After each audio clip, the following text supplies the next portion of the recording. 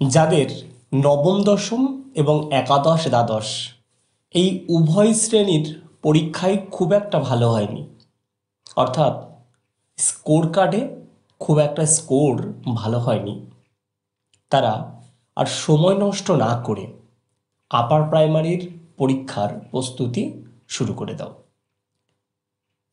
2026-এর March মাস নাগাদ এই পরীক্ষা হওয়ার সম্ভাবনা প্রবল। মোটামুটি এই খবরটাই চারিদিকে এখন ভেসে রয়েছে। এখন থেকে যদি সিলেবাস ধরে ধরে তোমার প্রস্তুতি তুমি যদি শুরু করতে পারো, তাহলে আসন্ন পরীক্ষার একটা সিট তোমার দখলে থাকবে, এটা ধরে নিতেই পারি। তুমি যে সফল হবেই এটা নিশ্চয়তার সাথে বলা যায়, তবে কঠোর পরিশ্রম তোমাকে করতে হবে। এই সিলেবাস অর্থাৎ নতুন সিলেবাস এখনও আপলোড হয়নি।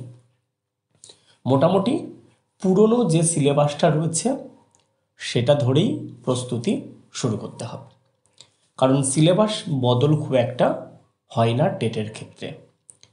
তোমরা অনেকেই জানতে চেয়েছিলে আমি আপার প্রাইমারির কোনো ক্লাস দেব কি না। দেখো, তোমাদের আগেও বলেছি, এখনও বলছি, আমি চেষ্টা করি তোমাদের সাথে সাথ দেওয়ার, তোমাদের পাশে থাকারও চেষ্টা করেছি।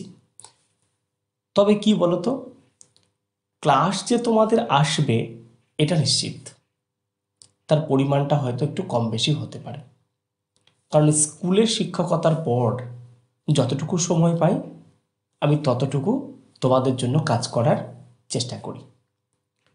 হয়তো সব ক্লাস সমানভাবে দিয়ে উঠতে পারবো না, কারণ সময় তো বেশি নেই, সময়টা কম। তাই এই স্বল্প সময়ে যতগুলো ক্লাস পারবো ততগুলো ক্লাসই আমি তোমাদের জন্য অবশ্যই দেব। আর কিছু বইয়ের নাম তোমাদের আমি বলে দেব, যে বইগুলো তোমরা এই আলোচনামূলক ক্লাসগুলি দেখার পাশাপাশি অবশ্যই বাড়িতে পড়বে। দেখো, কোনো ক্লাস পাশ করাতে পারে না, কিছু ধারণা দিতে পারে, কিছু বিষয় তোমার মধ্যে গেঁথে দিতে পারে, কিছু বিষয় কমন পেতে সাহায্য করতে পারে, কিন্তু বইয়ের বিকল্প কোনো কিছু হতে পারে না। তাই বই আমাদের পড়তে হবে, সেটা বাজার চলতি কিছু বই হোক বা তোমার হাতের কাছে যে বইগুলো আছে সে বইগুলোই হোক।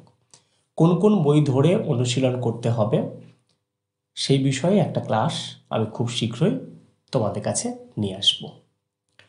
আজকের আলোচনা শুরু করার আগে কয়েকটা কথা তোমাদের বলে রাখি। তোমরা জানো আমাদের বেঙ্গলি গাইডেন্স পরিবারের দুটো চ্যানেল, সবুজ লোগোযুক্ত বেঙ্গলি গাইডেন্স আর হলুদ লোগোযুক্ত বাংলা গাইডেন্স। এই সবুজ লোগোযুক্ত যে বেঙ্গলি গাইডেন্স চ্যানেলটি, এই চ্যানেলে তোমরা বাংলা বিষয়ের আলোচনা পাবে, অর্থাৎ আপার প্রাইমারির বাংলা বিষয়ের যে আনসিন বিষয়টা, যে প্যাসেজ ধরে আলোচনা, তার সাথে সাথে পেডাগগি সংক্রান্ত প্রশ্ন, এগুলো তুমি বা তোমরা সবাই বেঙ্গলি গাইডেন্স চ্যানেলে পেয়ে যাবে। আর হলুদ লোগোযুক্ত যে বাংলা গাইডেন্স চ্যানেলটি রয়েছে, এখানে শিশু মনস্তত্ত্ব বা সাইকোলজি ব্যাপারটা এবং সমাজবিদ্যা বা সোশ্যাল সায়েন্স, এই অংশটা তোমরা এই চ্যানেলে পেয়ে যাবে। আমি বেঙ্গলি গাইডেন্স চ্যানেলে মোটামুটি বাংলা বিষয়টাকে রাখার চেষ্টা করেছি। তাহলে এই দুটো চ্যানেলকে তোমাদের হাতের কাছে রাখতে হবে। ইংরেজি বিষয়টা তোমরা একটু বাড়িতে পড়ে নিও। সব বিষয়ের ক্লাস আমি সমানভাবে দিতে পারবো না, যতটা পারবো অবশ্যই আমি দেওয়ার চেষ্টা করব, কারণ অল্প সময় তো এর মধ্যে কমপ্লিট করে পারবো না। যাই হোক, এই দুটো চ্যানেলের লিংক আমি এই ক্লাসের ডেসক্রিপশান বক্সে দিয়ে রাখছি। তোমরা যারা আজকে নতুন বা তোমরা যারা প্রথমবারের জন্য আজকে ক্লাসটিকে দেখছো, তারা চ্যানেল দুটিতে একবার ঘুরে আসতে পারো। চ্যানেলের কোনো ভিডিও যদি তোমাদের উপকারে আসে তাহলে আমাদের পরিশ্রম সার্থক, এটা আমরা ভেবে নিতে পারবো। যাই হোক, আজকে কথা দীর্ঘায়িত করছি না, চলে যাব সরাসরি আজকে সিলেবাস সংক্রান্ত আলোচনায়। আমি ছোট্ট করে শিক্ষাগত যোগ্যতা এবং আনুষঙ্গিক কিছু কথাও এর মধ্যে তুলে ধরব। দেখো, এই যে আপার প্রাইমারি টেটের সিলেবাস, দেখো এই সিলেবাসটা বিগত বছরের যে প্রশ্নপত্র আমরা দেখেছি তার অনুকরণে তৈরি করা হচ্ছে।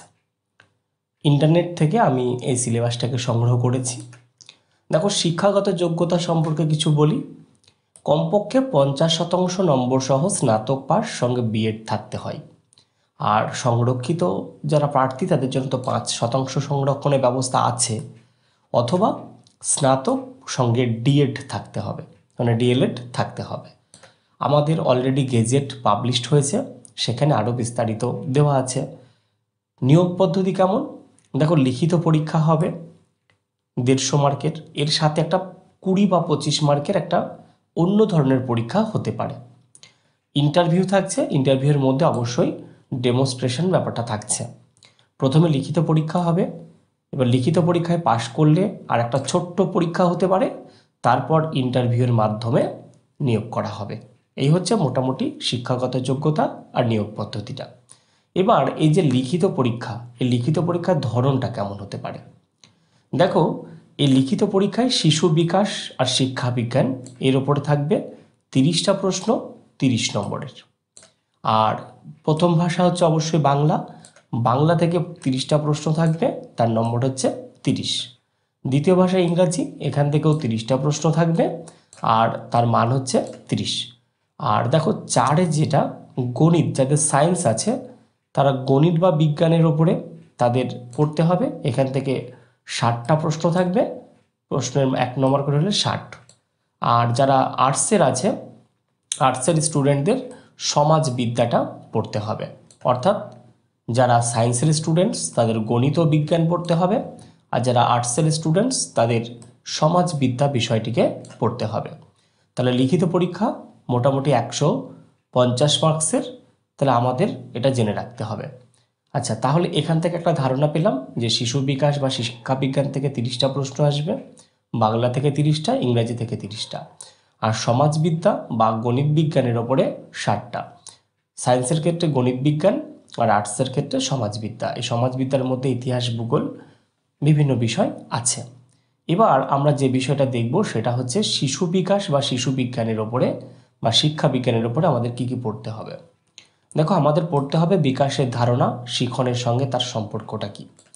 শিশুর বিকাশের মূলনীতি পড়তে হবে, বংশগতি ও পরিবেশের ওপর প্রভাব কি রয়েছে সেটা পড়তে হবে, সামাজিকরণ পদ্ধতি, বিশেষ করে সামাজিক জগৎ, শিশু, শিক্ষক, পিতামাতা, সহপাঠী, আমরা যারা বিএড করেছি বা ডিএলএড করেছি তারা এগুলো অনেকটাই জানি। পিয়াজে, কোহলবার্গ, ভাইগটস্কি, তার গঠনতত্ত্ব, সমালোচনাত্মক দৃষ্টিভঙ্গিগুলো জানতে হবে।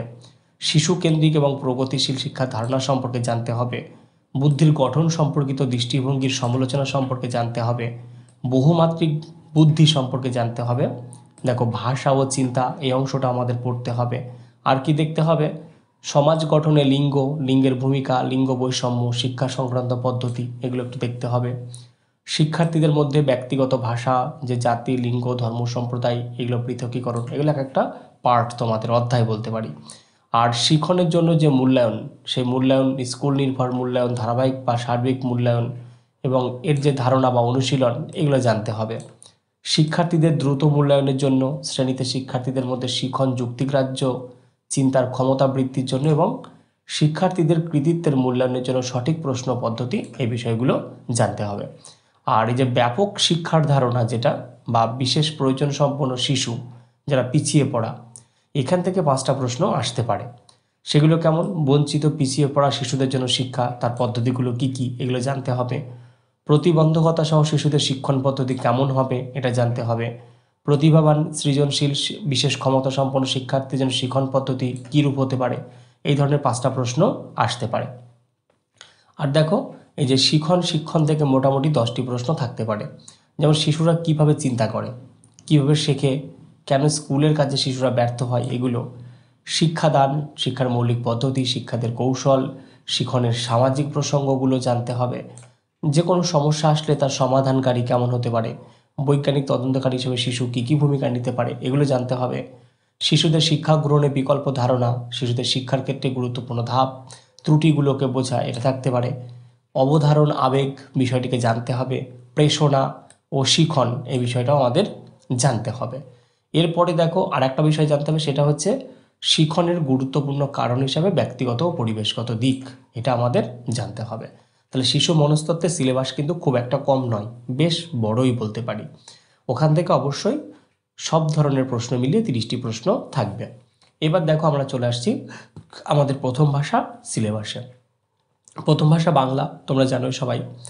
ভাষাগত থেকে আমাদের 15টা প্রশ্ন, আর শিক্ষণের ওপরে বা শিক্ষা বিজ্ঞানের ওপরে আরও 15টি প্রশ্ন থাকতে পারে। এবার দেখো অজানা পাঠ, যেটা আমরা আনসিন বলে থাকি, তাই না, এই ধরনের দুটো পরিচ্ছেদ থাকতে পারে, একটা গদ্য থাকতে পারে এবং একটা কবিতা বা নাটকের অংশ থাকতে পারে। আর সেগুলো কেমন হয় বলো তো, সাহিত্য বিজ্ঞান সংক্রান্ত বা বর্ণনা এগুলো হতে পারে। আর কবিতা কিন্তু বিখ্যাত বিখ্যাত লেখকদের এখান থেকে আসে এবং সেখান থেকে ব্যাকরণ, বোধ পরীক্ষণ, শব্দ ব্যবহার এই অংশগুলো থাকে প্রশ্নের মধ্যে। আমরা কবিতা যেরকম রবীন্দ্রনাথের কবিতা, জীবনানন্দের কবিতা, এইগুলোকে একটু ভালো করে দেখব। আর আমাদের যে শিক্ষণ যে অংশটা, সেইখান থেকে কি প্রশ্ন, দেখো শিখন অর্জন এই অধ্যায়ের ওপর প্রশ্ন থাকবে, ভাষা শিখনের মূল নীতিসমূহ এর ওপর থাকবে, শোনা, বলার ভূমিকা, মানে কোনো কথা শুনছি, কোনো কথা বলছি, তার ভূমিকা কেমন, ভাষার কার্যাবলী, শিশুরা কীভাবে ভাষাকে ব্যবহার করে, এর ওপরে পেডাগগি সংক্রান্ত প্রশ্ন থাকবে, বিশ্লেষণমূলক দৃষ্টিভঙ্গিতে ভাষা শিখন লেখার ভূমিকার মূল্যায়ন, বিভিন্ন শ্রেণীতে ভাষা শিক্ষার যে ঝুঁকিগুলো রয়েছে, ভাষার সমস্যা, ভুলভ্রান্তি, অসামঞ্জস্য, এগুলো পড়তে হবে, ভাষার দক্ষতা জানতে হবে, ভাষার বোধ পরীক্ষার মূল্যায়ন, দক্ষতা, কথা বলা, শ্রবণ করা, পড়া, লেখা, এগুলো থেকে প্রশ্ন থাকবে, শিক্ষার সহায়ক উপকরণ, এখান থেকে যেন পাঠ্যপুস্তক, মাল্টিমিডিয়া, বহুবিধ সম্পদ, এটা জানতে হবে। আর সংশোধনী শিখনটা অবশ্যই আমাদের জানতে হবে। এবার দেখো দ্বিতীয় যেটা সিলেবাস, আমাদের দ্বিতীয় ভাষা, আমরা অবশ্যই ইংরাজি এটা জানি। এখান থেকে কম্প্রিহেনশন, এটা 15টা প্রশ্ন থাকবে, দুটো আনসিন থাকবে, প্যাসেজ থাকবে, তাই না, তার মধ্যে ধরো অনেক রকম প্রশ্ন থাকতে পারে, ন্যারেটিভ, সায়েন্টিফিক, হ্যাঁ, তারপরে লিটারেরি থাকতে পারে, ডিসক্রাইব থাকতে পারে। কোশ্চেনগুলো কি বলতো, সব কম্প্রিহেনশন, গ্রামার অ্যান্ড ভোকাবুলারি এই টাইপের হতে পারে, এগুলো একটু ভালো করে দেখে রাখবে। আর পেডাগগি তো অবশ্যই 15খানা প্রশ্ন থাকবে, লার্নিংয়ের ওপর থাকবে, প্রিন্সিপালস অফ ল্যাঙ্গুয়েজ টিচিংয়ের ওপরে দেখো, role of listening and speaking এই টপিকের ওপরে। প্রত্যেকটা অধ্যায়কে তোমরা এখান থেকে একটু দেখে রাখবে। আমি সিলেবাসটাকে এই ভিডিওর ডেসক্রিপশান বক্সে দিয়ে রাখবো, তোমরা চাইলে সেখান থেকে ডাউনলোড করে নিতে পারবে, যাতে তোমাদের পড়ার ক্ষেত্রে অনেকটা সুবিধা হয়। হ্যাঁ, এগুলো সবটাই তোমাদের দেখতে হবে। এই যে দেখো language skills, challenge of teaching language, হ্যাঁ, এগুলো ভালো করে তোমাদের দেখতে হবে, প্রত্যেকটা অধ্যায় দেখতে হবে, কারণ এই পেডাগগি থেকে কিন্তু তোমাদের 15টি কোশ্চেন থাকবে। আর কম্প্রিহেনশন এখান থেকে 15খানা প্রশ্ন থাকবে, 30খানা প্রশ্ন হচ্ছে এই সিলেবাসের ওপরে থাকবে। এ দেখো আরও কিছু ইংরেজি সিলেবাস আছে, এগুলো প্রত্যেকটা তোমরা একটু দেখে রেখো, প্রত্যেকটাই টিচিং লার্নিংয়ের ওপর সমস্তটা আছে। হ্যাঁ, যেটা আমরা টিএলএম বলি, teaching learning materials, text book, multimedia, যেটা বাংলায় পড়েছো তার ইংরেজি ভার্সান, এগুলো ক্লাসরুম ম্যানেজমেন্ট, ক্লাসরুম টিচিং ইত্যাদি ইত্যাদি, ঠিক আছে, রিমিডিয়াল টিচিং, এগুলো কি একটু ভালো করে দেখে রাখবে। আর যাদের সায়েন্স রয়েছে, যারা সায়েন্সের স্টুডেন্টস, তাদের ক্ষেত্রে দেখো গণিত আর বিজ্ঞান পড়তে হচ্ছে, আর যারা আর্টসের স্টুডেন্টস তাদেরকে সমাজবিদ্যা পড়তে হবে। আচ্ছা, গণিত থেকে 30টা প্রশ্ন থাকবে, এই 30টার মধ্যে বিষয়বস্তু কেন্দ্রিক 20টা প্রশ্ন, যেমন বাস্তব সংখ্যাতত্ত্ব, বীজগণিত, জ্যামিতি, পরিমিতি, ডেটা হ্যান্ডেলিং, এর উপরে মোটামুটি 20টা প্রশ্ন থাকবে। আর গণিত শিখন বিদ্যা যেটা আছে তার মধ্যে 10টা প্রশ্ন, যেমন গণিত শিক্ষার প্রকৃতি, বৈশিষ্ট্য, তাত্ত্বিক দিক, প্রাথমিক পর্যায়ে গণিত শেখানোর মূল লক্ষ্য উদ্দেশ্য কেমন, তারপরে দেখো গণিত শেখার প্রাসঙ্গিক পাঠ্যক্রম এবং সম্পদ, এ থেকে জানতে হবে, গণিত শিক্ষক, শিক্ষণ শেখার পদ্ধতি, তারপর বিষয়গত বিষয়বস্তু জ্ঞান, গণিত শেখার মূল্যায়ন কী, তারপরে গভীর ধারণার উপর ভিত্তি করে গাণিতিক সমস্যা প্রয়োগের ভিত্তি করে শিক্ষণ ক্ষমতাকে ন্যায্যতা দিতে শিক্ষাগত সম্পর্কিত যে সমস্যাগুলো আছে তার উপরে প্রশ্ন হতে পারে। তাহলে দেখো গণিতের ওপরে মোট 30টি প্রশ্ন, বিজ্ঞানের ওপর তোমাদের 30টি প্রশ্ন পড়তে হবে। আচ্ছা, তার মধ্যে দেখো এই যে খাদ্য, বাসস্থান, এইগুলো নিয়ে কিন্তু 20টা প্রশ্ন হবে। কি কি, এই যে কাজ, চৌম্বকত্ব, দেখেছো, তারপর দেখো ধাতু, তড়িৎ, প্রাকৃতিক ঘটনা, আবিষ্কার, এগুলো তোমাদের সব পড়তে হবে। এরপর দেখো বিজ্ঞানের যে পেডাগগি আছে, এই যে বিজ্ঞানের প্রকৃতি কাঠামো, প্রাকৃতিক বিজ্ঞানের লক্ষ্য উদ্দেশ্য, বিজ্ঞানের পদ্ধতি, মূল্যায়ন, বৈজ্ঞানিক সমস্যা, সংশোধনী শিখন, এইগুলো হচ্ছে সব সায়েন্সের জন্য তোমাদের পড়তে হবে। আর যাদের আর্টস তাদের কিন্তু এই সমাজবিদ্যা অংশটা ভালো করে দেখতে হবে। দেখো সমাজবিদ্যার মধ্যে প্রথমত 40টা প্রশ্ন থাকছে। তার মধ্যে ইতিহাসে দেখো কখন কোথায় কিভাবে ইতিহাসের উৎপত্তি ইত্যাদি ইত্যাদি জানতে হবে। প্রথম সমাজ কোথায় গড়ে উঠেছিল, কীভাবে গড়ে উঠেছিল এটা জানতে হবে। প্রথম কৃষি পশুপালন, প্রথম শহর, বাণিজ্য রাজ্য সমূহ, নতুন ধারণার উদ্ভব, প্রথম সাম্রাজ্য কোথায় গড়ে উঠেছিল এগুলো দেখতে হবে। দূরবর্তী দেশ সময়ের সঙ্গে সংযোগ কিভাবে হয়, রাজনৈতিক উন্নয়ন অধ্যায়টা দেখতে হবে। কৃষ্টি বিজ্ঞান, নতুন রাজা ও তার সাম্রাজ্য, দিল্লির সুলতান বংশ দেখতে হবে। স্থাপত্য শিল্প সম্পর্কে জানতে হবে।